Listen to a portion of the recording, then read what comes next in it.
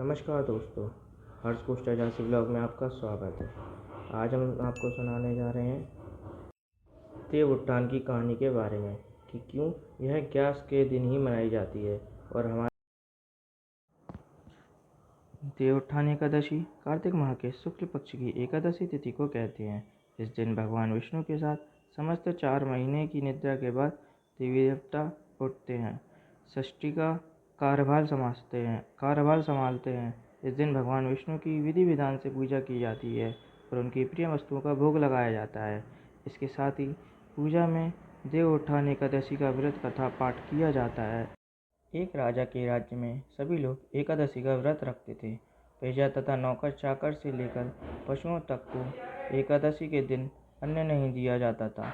एक दिन किसी दूसरे राज्य से एक व्यक्ति राजा के पास आकर बोला, महाराज, कृपया करके मुझे नौकरी पर रख लें।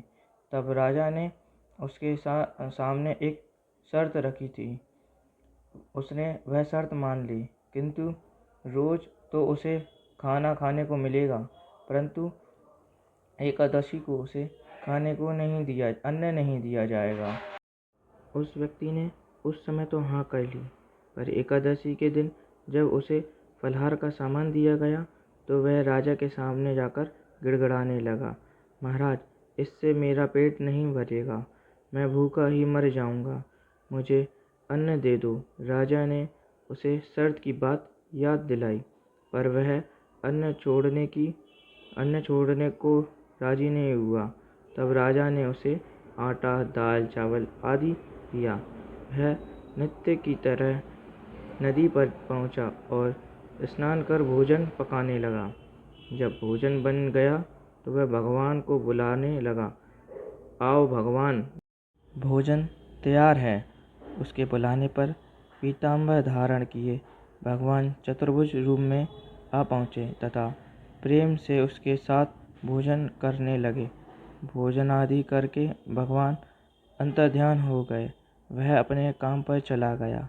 15 दिन बाद अगली एकादशी को वह राजा से कहने लगा कि महाराज, मुझे दुगना सामान दीजिए। उस दिन तो मैं भूखा ही रह गया। राजा ने कारण पूछा तो उसने बताया कि राजा को बड़ा आश्चर्य हुआ।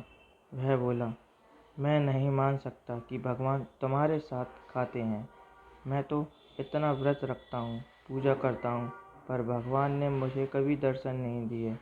राजा की बात सुनकर वह बोला, महाराज, यदि विश्वास न हो तो साथ चलकर देख लें।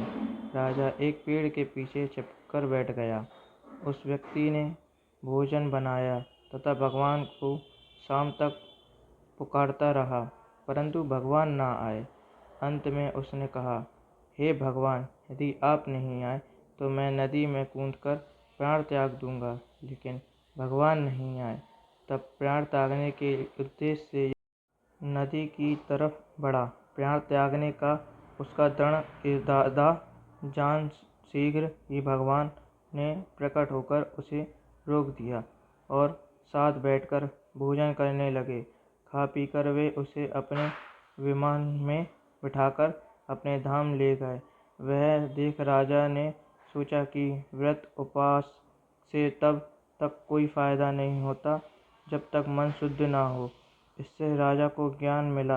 वह भी मन से व्रत उपवास करने लगा और अंत में स्वर्ग को प्राप्त हुआ। जय हरि विष्णु। चलो देव गुड़ गाड़े खाओ, कुंवारन के ब्याह कराओ, कुंवारन के ब्याह कराओ, चलारन के चलाओ कराओ।